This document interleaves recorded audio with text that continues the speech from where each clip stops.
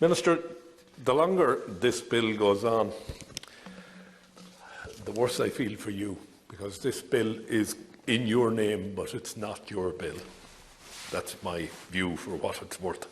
We're ramming through this House a bill to satisfy one person, just one person, and there is something terribly wrong when one person can actually wield this much power over the Houses of Parliament. It is just wrong in every sense of the word. But we have to deal with the amendment that's here. And the amendment relates to subsection 2 of section 2 and is directly linked to the definition of a layperson. The effect of subsection 2 of section 2 is to define the term relevant period, which is used in the definition of a layperson.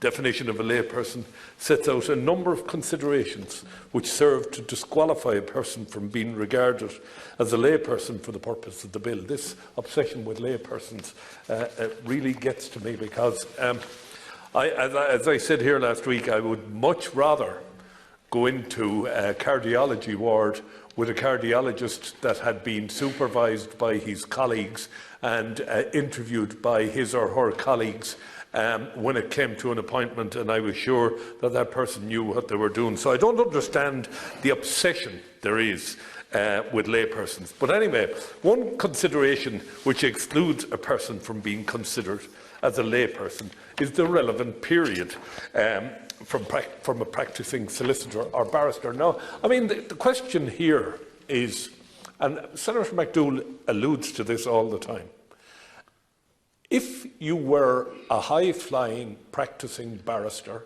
or solicitor in this state, would you subject yourself to this selection process? Would you honestly subject yourself to a selection process that is so, I don't know, such a large committee, so unwielding all over the place, lay people making decisions, chairing the event? Again, I'd love to see how a layperson would react in front of the Justice Committee or the Public Accounts Committee in the event of them being called in to explain what was going on. I do take Senator McDougall's point that a member of the current judiciary being chair may present a problem. But if we're going to say that the recognised period or the relevant period is a period of 15 years, 15 years is an awful long time. You don't get that for murder. It is a horrendously long time. So really what we're saying here, it's not really, we're trying to make sure that the people coming in are 15 years out of practice. What we're saying is we're putting them through a decontamination process of 15 years. So a learned judge or a barrister or a solicitor all have to be cleansed over a period of 15 years.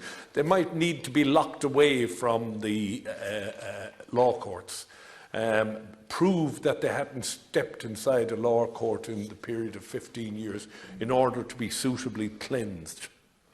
It's the most ridiculous period of time. It really is the most ridiculous period of time.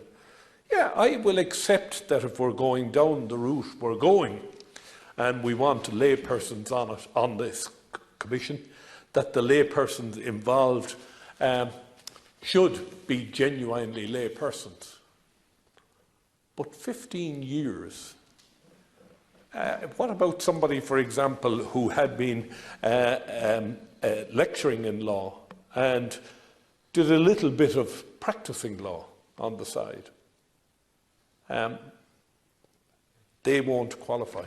I think 3 years is a perfectly reasonable period of time.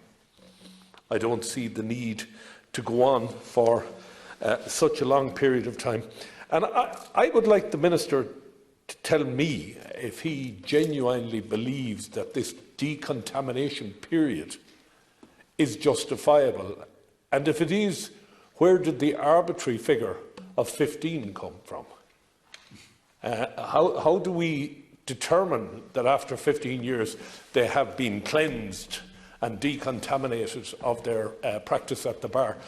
Is it that they wouldn't be allowed, for example, have a drink with a colleague who's still working in the law courts? Maybe the law library might have a function, but you can't attend it because that would bring you back into recontamination. So would your 15 years have to start the day after a few Christmas drinks with a judge or with a leading barrister because once again you have been contaminated? It's ludicrous. It is absolutely mad. And we really are hammering this bill through this House, and it has to go back to the lower house, to satisfy one person. One person. And the amount of time it has taken, and the important legislation that you have sitting on your desk, Minister. And when this mad bill is passed, if it's passed, it will become Minister Flanagan's bill for perpetuity. It will be there for all time as your bill. And there will be another man sitting in his new electric car outside the Garda station